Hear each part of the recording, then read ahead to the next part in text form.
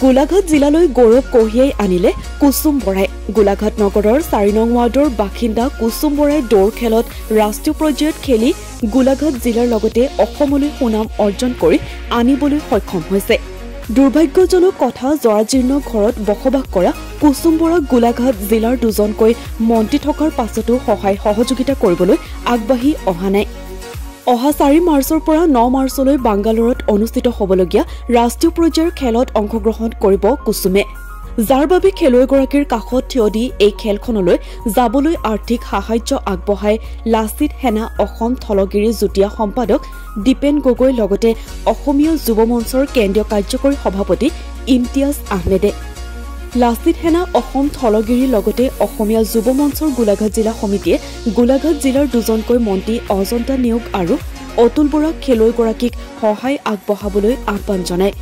আমি এটা কথা ক'ব লাগিব, আচলতে গোলাঘাট জিলাৰ বা সৰুপথাৰ সমষ্টি হওক বা গোটেই গোলাঘাট জিলাখনতে যিধৰণে আমি আচলতে ক্ৰীড়া নগৰীলে বুলি কওঁ, খেলৰ আচলতে ইয়াত লাভলীনা বুঢ়াগোহাঁই হওক বা নৰেন্দ্ৰমণি শইকীয়া আচলতে খেলৰ যোগেদি গোলাঘাট জিলাখনৰ লগতে সমগ্ৰ অসমলৈ আচলতে সুনাম কঢ়িয়াবলৈ সক্ষম হৈছে। তেখেতলোকক যিধৰণে আচলতে মৰ্যাদা দিছে, অসম চৰকাৰে যিধৰণে সংস্থাপন দিব লাগে দিছে, আমি নথৈ আচলতে গোলাঘাটবাসী আমি আনন্দিত, দল সংগঠন আমি আনন্দিত।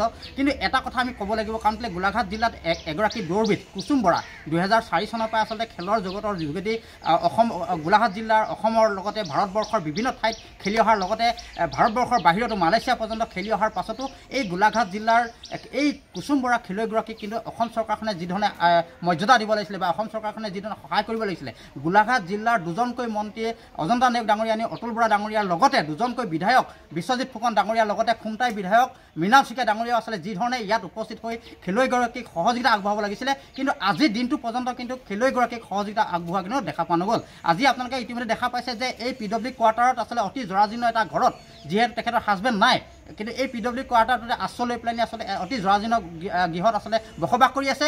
আৰু আমি জানিব পৰা মতে আচলতে কুশল কোঁৱৰ চিকিৎসালয়ত আচলতে ছুইপাৰৰ নিচিনা এটা কাম অতি আচলতে নিৰ্লজ্জ বুলি ক'ব লাগিব। এগৰাকী খেলুৱৈক আচলতে এনেকুৱা ধৰণৰ চৰকাৰখনে আচলতে যিধৰণে সন্মান প্ৰদান কৰিব লাগিছিলে, তেনেকুৱা ধৰণৰ সন্মান প্ৰদান নকৰাত আমি আচলতে ক্ষুভিত হৈ পিনি আপোনালোকৰ সংবাদ মাধ্যমৰ যোগেদি আমি আহ্বান জনাব বিচাৰিছোঁ। আমি বাৰম্বাৰ আচলতে আহ্বান জনাই আহিছোঁ, আজিও আমি আহ্বান জনাব বিচাৰিছোঁ যে অসম চৰকাৰখনে এই খেলুৱৈগৰাকীক সহায় কৰক আৰু 2জন মন্ত্ৰীয়ে আচলতে গোলাঘাট জিলাৰ 2জন মন্ত্ৰী আহি এই খেলুৱৈগৰাকীক এটা সংস্থাপনৰ ব্যৱস্থা কৰক। আৰু আজি যিধৰণে আছে খেলুৱৈগৰাকীয়ে অহা ৪ মাৰ্চৰ পৰা ৯ মাৰ্চলৈ বাংগালোৰত আচলতে খেলত অনুষ্ঠিত আছে, যিহেতু তাত খেলিবৰ কাৰণে আগবাঢ়িছে। আমি অসমীয়া যুৱ মঞ্চৰ আমি লাচিত সেনা থলগিৰীয়া 2জন আমি সতীৰ্থ হৈ আহি পিনি বাইদেউগৰাকীক সামান্য পৰিমাণ আছে সাধ্য অনুযায়ী আমি আৰ্থিকভাৱে সহযোগিতা আগবঢ়াইছোঁ। তেখেত যিহেতু খেলিবলৈ যাব, আমি শুভেচ্ছা জনাইছোঁ, তেখেতক আন্তৰিকতাৰে আমি অভিনন্দন জনাইছোঁ যে খেলি আহক, আমাৰ গোলাঘাট জিলাৰ লগতে অসমৰ এটা সুনাম কঢ়িয়াই আনিবৰ কাৰণে আমি মানে তেখেতক আন্তৰিকতাৰে শুভেচ্ছা জনাইছোঁ।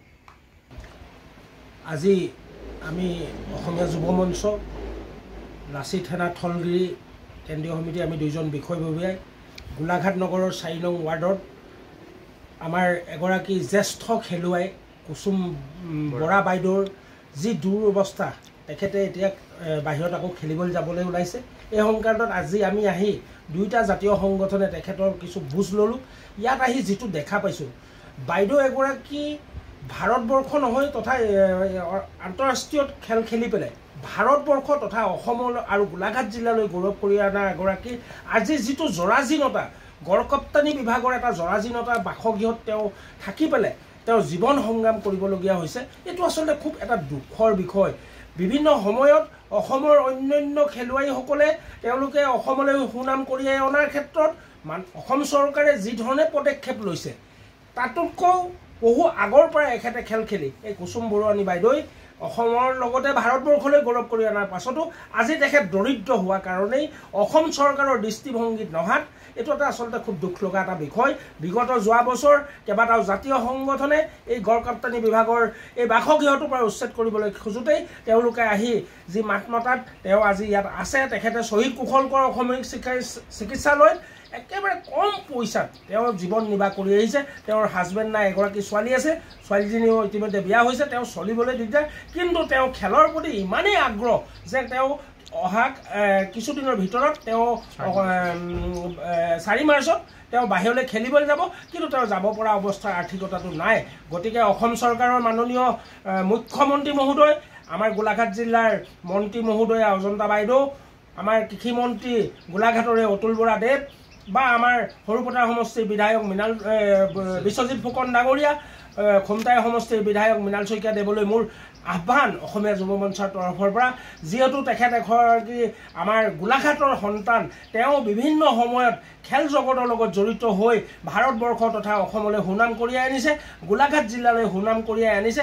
গতিকে তেখেতক আমি অসমীয়া যুৱ মঞ্চ আৰু লাচিত থানা থলগিৰিৰ পৰা আহ্বান জনাই অনুৰোধ জনাইছোঁ, এই বাইদেউক আগন্তুক দিনত তেখেতক থকাৰ এটা ব্যৱস্থা কৰিব লাগে আৰু এগৰাকী তেখেত খেলুৱৈ হিচাপে তেখেতক যিখিনি প্ৰাপ্য প্ৰদান কৰি তেওঁ আগবাঢ়ি যোৱাৰ ক্ষেত্ৰত সহায় কৰিব বুলি অসমীয়া যুৱ মঞ্চৰ ফালৰ পৰা অনুৰোধ জনালোঁ। আপোনাৰ নামটো কি বাইদেউ? মোৰ নাম কুসুম বৰা। আপুনি কোন জেগাত বসবাস কৰি আছে? মই এতিয়া এইটো 4 নম্বৰ ৱাৰ্ড বুলি কয়, এইটো PW কোৱাৰ্টাৰ হয় গোলাঘাট। আপুনি কোন জেগাত খেলিবলৈ ওলাইছে? মই এতিয়া বেংগলোৰত খেলিবলৈ ওলাইছোঁ, নেশ্যনেল মানে ৰাষ্ট্ৰীয় খেল খেলিবলৈ ওলাইছোঁ। আপুনি ইয়াৰ আগতে ক'ত ক'ত খেলিছে? ইয়াৰ আগতে মই পণ্ডিচেৰী খেলিছোঁ, ৰাজস্থান, জয়পুৰ আৰু তামিলনাডু, মণিপুৰ, কলকাতা, এনেকৈ বিভিন্ন জেগাত খেলিছোঁ মই। আপুনি যিহেতু জৰাজীৰ্ণ অৱস্থাত PW কোৱাৰ্টাৰত বসবাস কৰি আছে, আপুনি আৰ্থিকভাৱে আপুনি দুৰ্বল, ইয়াৰ আগতো আপোনাৰ নিউজ ওলাইছে, ইয়াৰ গোলাঘাট জিলাৰ দুজনকৈ মন্ত্ৰী আছে, অজন্তা নেওগ, অতুল বৰা ডাঙৰীয়া, তেখেতলোকক আপুনি কিবা সহায় বিচাৰিছে নেকি? হয়, চেনেলৰ যোগেদিয়ে মই সহায় বিচাৰিছিলোঁ। মই যেতিয়া ফিলিপাইনলৈ চিলেক্ট পাইছিলোঁ আন্তঃৰাষ্ট্ৰীয় খেলিবৰ কাৰণে, তেখেতলোকক মই চেনেলৰ যোগেদিয়ে অনুৰোধ কৰিছিলোঁ, তেখেতলোকে মোক খা খবৰ নল'লে। আপুনি ভাৰতৰ বাহিৰত কোন জেগাত খেলিছে? মালয়েছিয়াত। ভাৰতৰ বাহিৰত মই 2010 চনত মালয়েছিয়াত খেলিছোঁ। 10 কিলোমিটাৰ ৰোড ৰেচ কৰিছোঁ, মই ব্ৰঞ্জৰ পদক পাইছোঁ। এতিয়া আপুনি আমাৰ গোলাঘাটৰ দুজন মন্ত্ৰীলৈ কি আহ্বান জনাব?